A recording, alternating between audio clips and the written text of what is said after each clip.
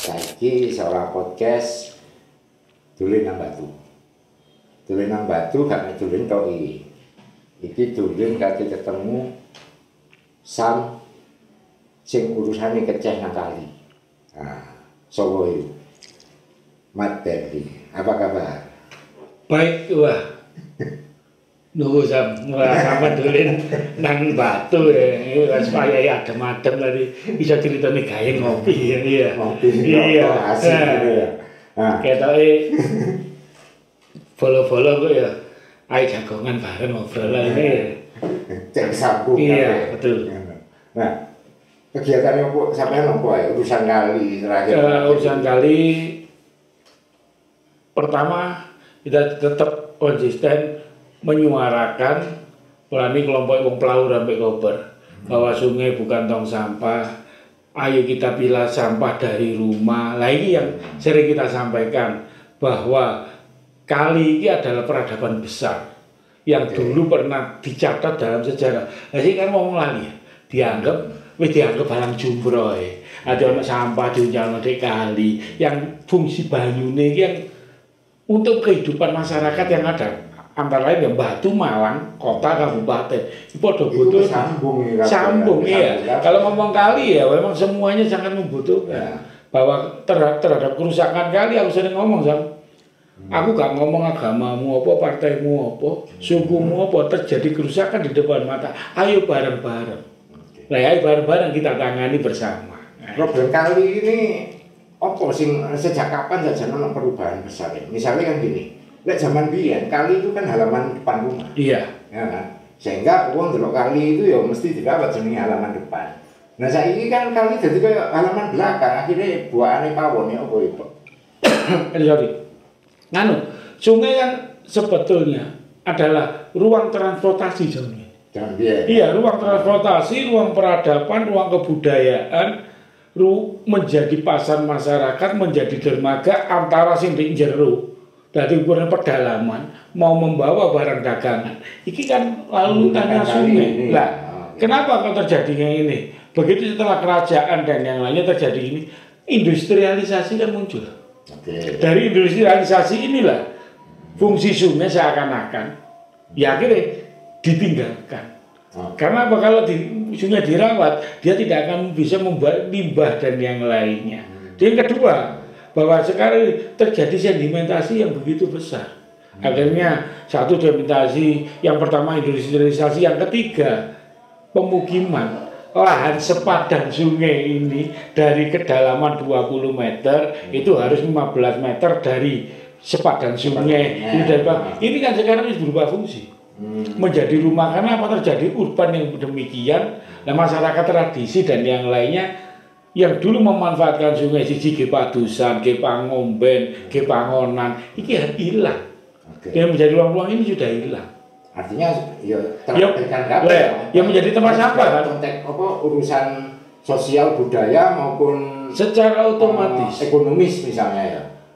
Dianggap tidak menjanjikan, tidak ekonomis karena apa? Begitu terbangun oleh produk modern jalan arteri, jalan lintas melalui di daratan ini, fungsi sungai ini kan akhirnya menjadi pembuangan akhir. Rumah menghadap di belakang, akhirnya pembuatan sanitasi rumah, terus menjadi jamban, menjadi pembuangan kotoran rumah tangga, akhirnya munculnya saanune. Penyumbang pencemaran terbesar ini, terutama sungai-sungai pegunungan di wilayah Batu, apa itu? Satu adalah limbah rumah tangga, yang kedua karena alam, ada sedimentasi, terus terjadi bencana alam. Itu terus memanfaatkan ruang sungai, elevasi sungai Brantas yang di Batu ini cukup curam. Jadi begitu pertanian di atasnya. Lah, akhirnya fungsi sungai ini hanya menjadi lalu lintas tekok irigasi yang ada. Lah irigasi yang ini terjadi penumpukan apa sedimentasi karena tidak ada. Sebenarnya kita ini Malang Raya ini kan masyarakat agraris. Iya. Ada penanaman masif kayak padi, kayak gini. Hari ini kan berubah menjadi kebun. Nah kebutuhan kebun ini kan tidak semasif kebutuhan padi. Akhirnya air berlalu begitu saja. Nah kan berarti harus ada teknologi-teknologi tepat guna untuk bisa memanfaatkan dan membuat cadangan air sebetulnya. Itu prioritas iya. Di Kota Batu. Iya, otomatis kan? Prioritas. Iya. Secara otomatis prioritas. Kalau ngomong air, tidak hanya Kota Batu, karena apa? Konsumen air yang ada di lahan Kota Batu itu harus disebut lahan di Kota Malang, Kabupaten Malang dan lainnya. Saya ngomong di lahan Kota Batu. Ya. Ini kan digunakan oleh dulur-dulur ini dewe juga di Malang kan, mengalir ke bawah, baik secara irigasi, secara kebutuhan baku mutu air untuk pengelolaan di waduk. Yang kedua, digawe baku mutu minum untuk kebutuhan rumah tangga. Lah rumah tangga ini, lah di sinilah pelaur dan koberku Mas. Ini untuk apa? Mengingatkan bahwa kebutuhan rumah tangga dengan banyaknya air, berarti kita akan kekurangan air. Nah ya apa caranya? Ya bareng-bareng. Oh Bolo Malang duwe sumber di Batu, ada sumber Cinde, ada sumber Ngesong dan yang lainnya dikelola bareng. Lalu ngomongin walaupun itu tanah punya Kota Malang, Kabupaten Malang, ternyata di Dukuri kan gaya wong kampung. Saya ngomong di Dukuri gawe sih. Begitu dekat dong juga. Ya otomatis kan lah. Aku sampe nggudo. Ayo bolo-bolo, ada donasi pohon. Merasa bahwa banyu ini diselamatkan bareng-bareng. Kok ini tadi sama apa agama, partai itu tidak. Ayo kita sama-sama. Begitu kita ngomong hablum minal alam, bagi saya ini, kita ini berbakti kepada alam, kan tidak melihat genetik kita. Lek dipetakan ini misalnya, wis sampai petakan, artinya pelaur itu wis memetakan sebenarnya sungai dan sumber air di Batu itu ada berapa titik sebenarnya. Jadi pertama ada keresahan, ya keresahan kita bersama-sama akhirnya ngajak Jasa Tirta, ngajak BWWS, ngajak pemangku kebijakan, ayo kita menyusut jejak mata air. Dengan ekspedisi mata air itu yang karena ini 111, tinggal 58 dan yang lainnya, terus kita nyoba. Kita datang ke desa-desa sampai ternyata kita menemukan di 24 desa kelurahan ini menemukan mata air dengan debitnya, titik koordinatnya, lokasinya, nama sumbernya, flora fauna yang ada kita catat secara pelaur. Karena kita bukan akademisi. Jadi kita tidak ngomong kualitas air ini, tapi keberadaan mata air yang katanya ada. Nah itu kita catat benar. Terus di situ ada situs-situs perilaku budaya lokal masyarakat terhadap perlakuan mata air. Batu punya 19 desa kelurahan. 19 desa ini punya tradisi setiap tahun. Jenenge siji susuk wangan, yang kedua gugur gunung. Lah susuk wangan ini dengan after yang ketiga dahuan. Kenapa? Susuk wangan ini mengkonservasi air-air yang akan saat wayai Pranoto Mongso. Dulu gitu ada aturan, hari ini kan hilang ini. Nah kita mengingatkan lagi dengan tokoh-tokoh lokal, dengan para sesepuh. Ono enggak ini kegiatan ini? Oke, justru sektor-sektor aktivitas budaya yang sebenarnya menjaga ekologi itu ada sinyal juga. Loh, otomatis. Karena dengan adanya perkembangan kota Malang Batu dengan urban yang muncul, dengan kita tidak mengecil urban, kota berkembang mesti ada pendatang. Nah, tapi bagaimana ada aturan bahwa tata ruang, sepadan sungai, nama sungai, mata air, ini kan sesuai dengan amanat undang-undang bumi air dikuasai negara untuk hajat hidup orang banyak. Nah sebetulnya ini yang menjadi motivasi gini sampai konco-konco pelaur itu apa? Mengembalikan ke depan. Pakai jargon. Selamatkan mata air, jangan meninggalkan air mata. Terus wis tahu nggak awakmu nangis gara-gara dulu air mata itu, air mata air yang hilang? Kan tidak, kan ini bener kata puitis yang paling asik, tapi nggak asik bagi saya. Lah ini karena nggak konkret. Nggak konkret. Lah itu nggak konkret. Lah kenapa? Akhirnya hanya sekedar jargon. Orang-orang gitu. Kadang-kadang kan delok pendidikan, kan delok latar belakangnya, dianggap sungai ini adalah tempat sampah yang masif dan punya ruang yang bisa membawa ke titik berikutnya. Nah ternyata gak mikir titik berikutnya itu ada di bencana. Lain. Nah, mengembalikan konteks budaya di dalam menjaga ekologi. Apa rumusnya kau berpelaur? Kesadaran terlibat. Ketika kita mengajak, memberikan contoh kepada masyarakat, ayo rejek-rejek, biar gotong royong itu adalah sebuah semangat masyarakat kultur. bahwa menyelesaikan sesuatu itu dilakukan dengan adanya rembuk, adanya kesepakatan, dan adanya peta. Peta mana yang harus dikerjakan. Nah ini, nah dengan kesepakatan ini munculkan kesadaran. Oh iya, dicoba bahwa sungai ini, sungai Berantas ini ada batunya, ada flora faunanya, ada endemik yang gini. Apa jenenge? Sama ngomong deh, kono sumber lo itu rupanya ya apa? Sumber bulu-bulu itu ya apa? Tanjung-tanjung ya apa lah? Kita ngajak. Itu salah satu ya juga begitu ngerepoti. Banyak teman-teman ini siapa sing duwe bibit-bibit kita ajak sama-sama. Nah, upaya itu dilakukan berapa lama? Kalau gerakan bisa mengembalikan bahwa ini kan misalnya mengembalikan kesadaran budaya dalam konteks menjaga ekologi ini kan dengan hilangnya itu tadi, itu kan nggak gampang juga. Nggak gampang. Nah, salah satu dengan kepelauran ini jagong kepada pemegang kebijakan lokal, kepala desa dan lurah, kita ajak ngomong. Sumber nyaman apa ya Pak? Iki gini, umpamanya kita pengen ekspedisi oleh nggak, jangan dampingi. Akhirnya begitu didampingi, melihat, oh ini untuk menjaga ekologi, ternyata sumber ini benono saya hilang. Ternyata kok di Jonojo sumber itu ngomong 21. Begitu kita konservasi, kita ekspedisi kepada 41 mata air. Iya, ini bukan spesial ya, tapi di situ itu memunculkan sumber-sumber. Satu ada sumber di permukaan, ada sumber bawah tanah. Dan ini, apalagi batu banyak di musim kemarau, sumber tambah metu. Kenapa? Begitu musim penghujan kan terjadi pemadatan air. Begitu sudah terjadi penguapan, mata air yang di bawah ini kan naik. Nah ini muncul. Jadi kalau mengukur debit dan yang lainnya, itu sebetulnya pemerintah pun juga harus lihat berapa jumlah masyarakat yang ada. Kebutuhan per hari itu berapa liter per detik yang harus dibutuhkan. Nah ini tuh ada rata-rata secara hitungan satu rumah 60 liter per hari. Nah 60 liter per hari, andaikan sekarang ini 1 liter per detik, sak menit piro, sak jam piro, sak hari piro, berarti kan sudah berapa ratus rumah yang sudah kenapa kok terjadi kekurangan air? Kadang-kadang problem ini, misalnya kekurangan air ini. Hampir akhir-akhir ini kan persoalan-persoalan yang belum selesai misalnya antara Kabupaten Malang, ambil Kota Malang di dalam konteks bagaimana mengelola air. Ini gegeran air menurut dua kabupaten. Dari sisi sampean nih melihat bahwa apa masalah ini sebenarnya? Kok misalnya pemangku kebijakan tidak bisa mengambil sebuah keputusan di dalam problem air yang sajane iki urusane wong akeh. Lah itulah. Bahwa air ini komoditi molek ya.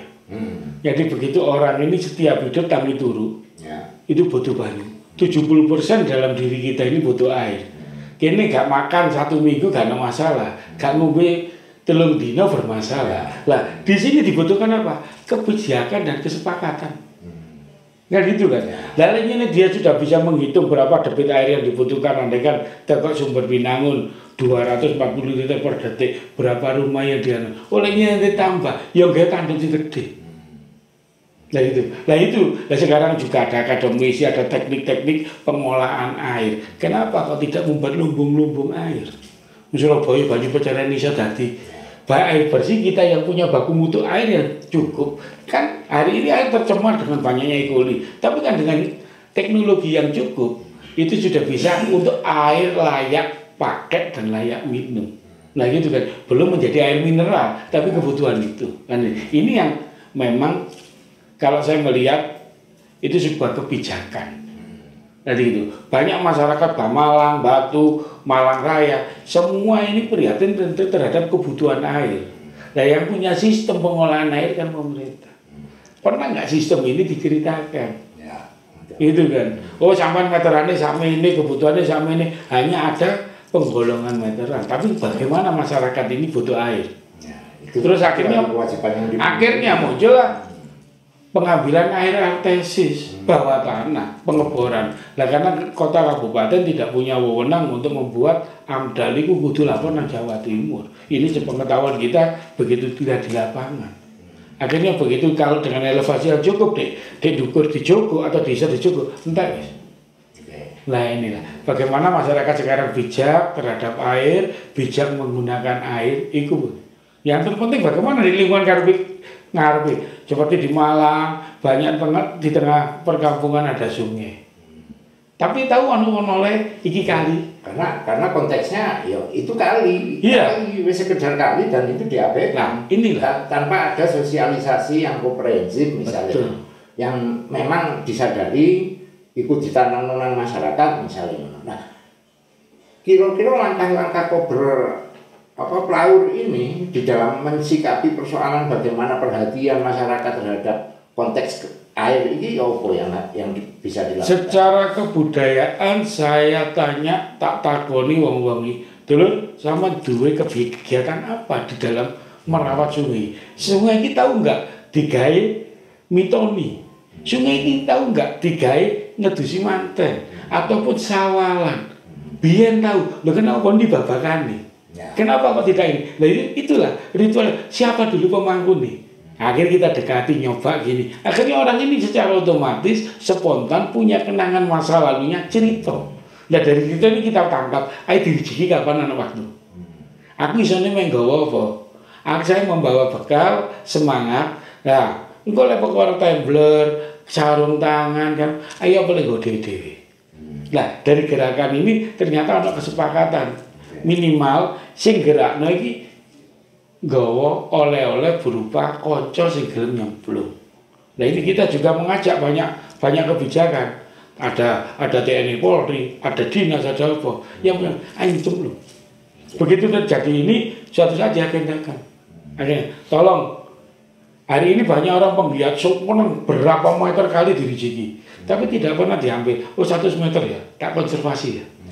Nah ini menjadi sungai tematik, di situ ada kegiatan kebudayaan, ada lagi diangkat otomatis kali itu bersih. Pikirannya mau mikir, iya bagi kiri cik ya, iya paling tak tanda, tak kolam iwak. Suatu saat masyarakat ini ada perhelatan 17-an selamatan desa, ada kegiatan-kegiatan hari besar, iso diunggah bareng-bareng menjadi pesta rakyat. Nah ini kita kehilangan di sana. Ya. Iya. Tanggapan pemerintah daerah misalnya dalam aktivitas kegiatan semacam gini ya harusnya kan mensupport, harusnya gitu. Ya. Jadi pemerintah daerah secara otomatis karena ini sudah menjadi kota wisata, ya mau nggak mau dipaksa harus mensupport. Dan hari ini waktu pemerintahnya ya terlibat. Jadi saya ngajak Babinsa, ada Babin Kamtipmas, camatnya, ya kita ajak. Begitu-begitu setelah masuk kali ada briefing baru cerita apa sih yang kamu butuhkan itu urgensinya sekarang Mas, urgensinya dengan ledakan pariwisata di Kota Batu dan keterkaitannya otomatis kan banyak infrastruktur yang akan dibangun ya untuk mengakomodir itu. Nah posisi sungai ini akan terlibat di posisi apa misalnya? Apa hanya itu sebagai bagian dari ekologis? Apa ini juga bisa di markup misalnya di dalam konteks ini juga menjadi aset wisata misalnya seperti itu. Itu muncul. Jadi sekarang ini karena ada Pok Darwis, ada Forum Desa Wisata, terus juga ada masyarakat penggiat lingkungan di desanya masing-masing dengan gini memunculkan itu. Jadi bahwa sekarang ini ada sungai-sungai yang memang sudah diarahkan menuju destinasi. Nah, destinasi yang harusnya kita selalu mengatakan yang ramah lingkungan, tidak merusak sepadan, tidak menjadikan sepadan itu nanti bangunan-bangunan. Nah, kira-gitu. Itu dibiarkan menjadi sebuah rest area atau space area yang bisa dimanfaatkan menjadi lahan terbuka. Ini kemarin teman-teman ada yang tobing, buat tobing ini di Gedang Klodok, anak Sungai Berantas yang kedua. Terus kita juga pernah membuat sungai tematik di masing-masing desa. Dan salah satunya apa? Memotivasi kita ini punya kekasan. Nah ini. Nah dengan kita susur sungai, yang kurang adalah literasi. Di sepadang sungai ini pohon apa saja yang dulu menjadi penahan tidak terjadinya longsor, retakan di sepadan. Mohon maaf, pertahanan terakhir sungai adalah sepadan. Lah sepadan ini rusak, wis jadi tempat sampah dan hilang fungsi sungai itu. Karena sepadan sungai inilah disitulah nyebutnya sungai misalnya. Walaupun itu ada curah, terus ada sungai kering, ada irigasi, ada air sirkuler, yang lain. Nah ini harus ditata benar. Nah ini fungsinya iya di bibir sungai ini. Nah itulah tata kelola ruang. Itu wilayahnya pemerintah. Begitu terjadi ini, ya dengan adanya penggiat minimal ngejak melek baru. Iya. Evaluasi masyarakat Batu terhadap sungai dengan pernah satu peristiwa yang banjir bandang gede itu misalnya. Apa yang muncul di permukaan? Masyarakat Batu kami bergerak, gerakan kami Mas Adriano. Jadi selain saya pribadi, saya punya komunitas jenenge Sabres Pungli, sapu bersih sampah nyemplung kali. Ini dengan teman-teman memotivasi untuk kegiatan bersih sungai, itu ada ibu-ibu, ada anak-anak sekolah, ada perangkat pemerintah. Nah, salah satunya bagaimana mengajak masyarakat sadar terhadap sungai. 60% sudah desa-desa ini kadang-kadang ngomong, Mas Berlin apa? Saya sudah sabar pungli. Jadi gerakan kami dianggap ya ada bahasa sapu bersih, ya akhirnya milik mereka semua. Jadi kami ini hanya pemantik, membuat trigger bahwa bagaimana masyarakat sudah merasa ini miliknya. Begitu terjadi banjir yang kemarin, ini karena adalah dari alam. Ada pohon yang mana menyumbat aliran-aliran sungai kering, yang mana ternyata di situ ada palung-palung air yang belum tersudet. Nah, begitu terjadi hujan masif yang memang di Batu ini hujan ya meluap, yang meluap. Nah, ini kan bencana alam. Nah, untuk mengantisipasinya ya masyarakat secara otomatis jangankan banjir, sampai pun ngono. Banyak teman-teman Malang dan yang lainnya Gunung Batu kena puting beliung yang kemarin dari Yeskuape semua merasa memiliki gotong royong berangkat ke posko ini. Ya ini juga banjir ini juga. Lah banjir ini kenapa? Sepadan sungai yang menyempit, yang tidak muat membawa material dengan adanya sedimentasi yang tinggi. Akhirnya tidak ada bawaan. Iya bawaan. Ya. Jadi kalau berantas di sini ditahan oleh bebatuan. Jenis-jenis batu yang memang ada batu-batu yang memang dari hasil lahar dan lava yang di pergunungan purba masa lalu. Ini berantas, yang ini sampai Sengguru. Begitu nanti sudah bendungan Sutami Lahor masuk sana, ini kan sudah menjadi pengairan untuk irigasi sawah. Mulai dari Tulungagung, Blitar, Kediri, Jombang, Mojokerto, dan nanti terus juga pembuangan sampah limbah-limbah industri itu. Kalau di Batu, kondisi airnya dengan elevasi ini ya hanya berlalu begitu saja. Walaupun Malang ini punya sungai-sungai yang sangat bersejarah, punya peradaban, kita kehilangan ini. Jadi istilahnya secara literasi belum dibangun untuk menjadi coding bagi gerakan baru misalnya. Belum ada. Semua itu kan parsial. Jadi gerakan-gerakan parsial teman-teman ini kadang-kadang sporadis, spontanitas. Gerakan masif itu yang mana? Masih belum kan? Ya, kami rotok sombong dikit lah. Ngeklaim kami melakukan gerakan itu masif. 2017 sampai sekarang. Tiap minggu. Nah ini, kenapa? Konsisten. Iya, karena sasaran jelas, yang diajak jelas. Jadi gitu. Di Malang ada teman-teman tracer, di Malang ini ada ini. Ini kenapa? Ya mungkin para utpan dan juga teman-teman yang kita libatkan ini kakek yang tua dan juga anak nom. Tapi di sana kan juga para pelajar dan mahasiswa yang dia disibukkan oleh individunya, begitu digerakkan ini kepentingan kampus. Nah ini yang kadang-kadang berarti desa-desa yang dilintasi mulai dari Batu masuk Tegalgondo, terus nanti Tasik Madu, masuknya di Kalimewek, kan gitu kan. Dan nanti ke timurnya itu Kali Bango, terus Ampor di sana, terus ada Metro. Nah ini kalau dijadikan satu kesatuan, Batu kan kayak Malang kan kayak Venesia. Jadi terintegrasi. Dia terintegrasi seperti di Sepelindit ya ini begitu sungainya kalau memang tertata sedimentasi ini, di kono apa kan ono wong ngombe kopi ambek numpak ban perahu. Nah ini kan akan muncul sungai tertata. Iya, itu. Lengkap nih ngomong ambek sahabat dari ini lengkap. Oke Mas, terakhir kira-kira pesan sampean yang dari konco-konco yang melihat ini sekaligus yang memang juga punya kesadaran untuk terlibat di dalam kepedulian terhadap sungai ini apa? Jadi gini, dibutuhkan banyak penggerak-penggerak seperti di Malang ada Mas Bambang Ir dan yang lainnya. Gak mungkin Mas Bambang Ir itu bisa melaku. Nah itu, ya ini harus ada nyontoh. Dan kita ini kadang-kadang wegah nyuntuh, tapi jiplak. Oh, wegah nyuntuh tapi jiplak. Begitu koncone nek nyuntuh kan ada diskusi. Iya. Apa permasalahanmu enggak? Mari diwahno didengking ini langsung anu sikal tret ditilap. Akhirnya gerakan dhewe. Saya inilah penggiat lu. Sampai oleh dari penggiat bercerita penggiat. Tapi kan bukti konkret dan yang lainnya dirasakan oleh masyarakat, apalagi di sana banyak mahasiswa. Ayo nyoba membuat pesan, membuat jargon, membuat tagline bahwa di sepanjang belakang rumahmu jadikan tempat yang paling asik.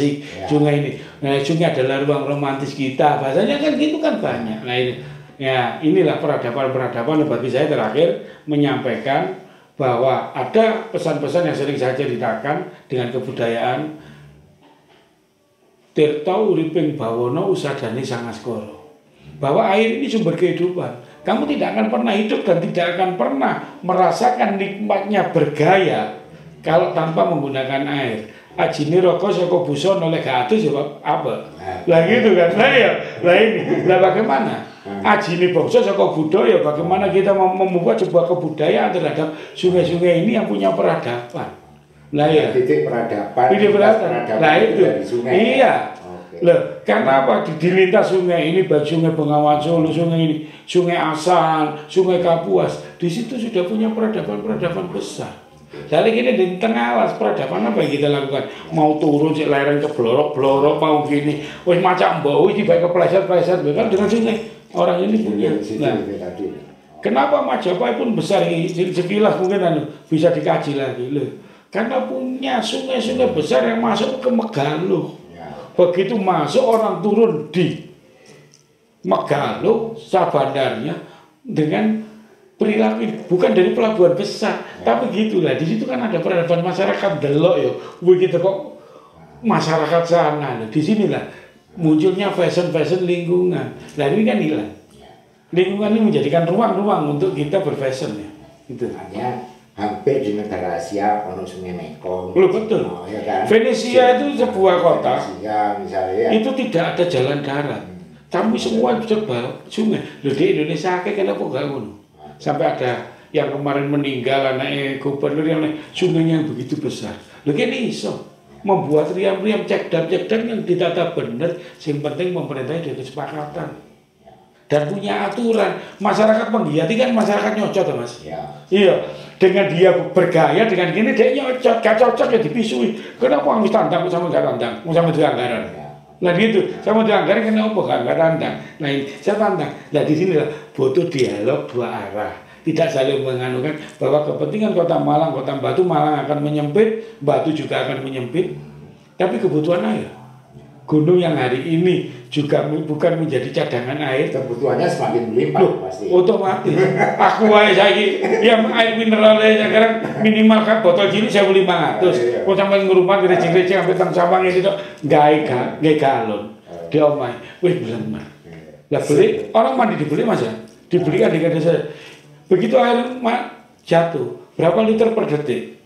Orang mandi satu kampung 1 hari 2 kali. Pagi gini, lah sisanya nanti bagi. Kan terbuang sia-sia. Kenapa kau tidak dibuatkan lumbung-lumbung? Malang kan butuh banyu, batu duwe. Awakmu duwe jam ini batu sing nyiapi. Engko meteran ini toto bareng-bareng lu. Andai kan gitu kan enak. Tapi kalau dijak ngomong sudah saya rencanakan tapi gak ada bukti komplit. Lah ini hari ini kita ini dalam posisi di akhir episode dunia bahasanya. Indonesia dipaksa untuk menjadi konservasi alam dunia, menjadi penyiap sumber daya, oksigen dan yang lainnya. Terus bagaimana? Ada teman-teman kemarin ngomong rejek-rejek NGO dari luar negeri begitu besar. Tetapi ini kan nggak tahu nyekel duit gede Mas. Lah nyekel gede lah goblok dadak melihat. Waduh, bingung belonjone timbang kebutuhan nih. Nah ini yang terjadi. Kenapa kami di Sabar ini tidak berorganisasi? Tapi melting point, semua komunitas dijajak, oleh kan dikaitan dengan desa masing-masing. Jadi digerakkan oleh digerakkan itu. Lah ini salah satu role model yang kita bangun. Ya memang untuk kota ini gitu, dan kita punya kota ini kecil 3 kecamatan, tapi kita punya teman-teman kepala desa itu ya. Minimal kan ya juga memasukkan di anggarannya deh kan. Gitu. Jadi desa-desa sama support, masyarakat support, pemerintah support. Di gerakan kami kemarin saya sampai mengadakan rembuk ekologi 2017, 2019 mengadakan rembuk ekologi kepala desa. Saya bukan wali kota, saya bukan apa, tapi dengan gara-gara kini sonjo, suku ngobrol ngomong, kabeh nggih pakaian adat datang dicoba talun modal dede Pak Petinggi nggawa tumpeng dewe-dewe selamatan kali. Nah, ini andaikan ini menjadi kebijakan atau menjadi agenda, kalender, apa enggak? Menjadi sesuatu yang luar biasa. Malang nyupport penontonnya. Bisa dikalenderkan kan berarti kesadaran itu bisa simultan bergerak. Iya. Tapi ya kadang-kadang nek ngomong ya memang kadang-kadang dengan semangat ini Mas kadang-kadang ndelok sampah. Kita membersihkan sampah seminggu sekali seminggu dua kali lah, buat sampah 1 menit sekali. Nah inilah akhirnya dibutuhkan apa? Regulasi. Malang kota kabupaten ada nggak kebijakan regulasi? Malang TPM Supiturang Batu Meteleku ternyata ini bagaimana mengelola sampah yang benar? Loh otomatis regulasi ya. Nah sampah yang ada di sungai adalah sampah residu. Plastik api yang modelnya paling nyemplung kena resek, kena diapes dan yang lainnya, dan penghasil besar adalah diapes, baik popok dan popok anak-anak dan popok orang dewasa dan juga pembalut. Otomatis.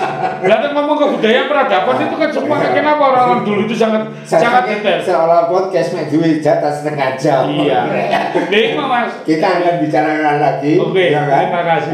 Detil-detil katanya seneng banget ngomong dengan banyak detail yang diungkap. Tapi detail-detail ini bukan kesimpulan. Bukan ini kesimpulan. Ya pemantik aja. Pemantik. Sehingga muncul nanti bahwa oh ya ini ono ide ini sehingga apa istilahnya kepedulian terhadap persoalan sungai ini bisa terlaksana. Ya terakhir Mas, saya ngomong bahwa berantas ini bukan saya. Sungai-sungai di mana bukan saya, tapi berantas adalah kita. Lah, bagaimana kita memperlakukan berantas? Seperti kemarin ada seorang teman kemarin, Mas saya ngadakan festival berantas gini, lu berantas itu gue. Yang penting kamu bisa menjaga dan punya pesan-pesan kebudayaan, perilaku, konservasi dan lain-lain, silakan. Oh Malang ada no gede yang saya pernah cerita ada festival 5 sungai kapan Malang ono kan gitu kan ono sungai Mewek ada Amprong ada sungai Bango sungai Berantas sungai Metro setiap yang dilintasi ini bawa kebudayaan masing-masing melungguh bareng berkolaborasi berinteraksi bercerita terhadap sungai apa istimewa sampai yang bagian memotret dan membuat sebuah narasi benar selesai menarik itu Jawa Tengah udah punya 5 gunung. Iya. Malang harusnya bisa menjadi 5 sungai. Ini ide saya. Terus terang ini ide saya. Siapapun yang nangkap silakan. Yang terpenting ini kita sudah punya akulturasi kebudayaan perilaku masyarakat untuk menghargai dan mencintai sungai. Nah ini iya dan disembuyung bareng. Iya, lagi ini kalau sampai kewut ya. Ating cerai lah begini. Ya kini kayak motivasi. Ayah nom sing awakmu dilintasi sungai iki akhirnya lah sing kewut ya cok dumane wis kewut terus mari ngono wis ana manfaat. Ya ayo ngobrol bareng. Sing kewut kalau ngguna pengen ngopi ndelok awakmu wis awakmu ate golo-golo di kali lho gak ada masalah tapi bersih kan itu. Oke. Iya. Terima kasih Mas. Ya Mas. Terima kasih atas sama-sama. Oke. Tak tutup saya ini, tapi ini sih ono dialog-dialog lanjutan tentang sungai. Tunggu.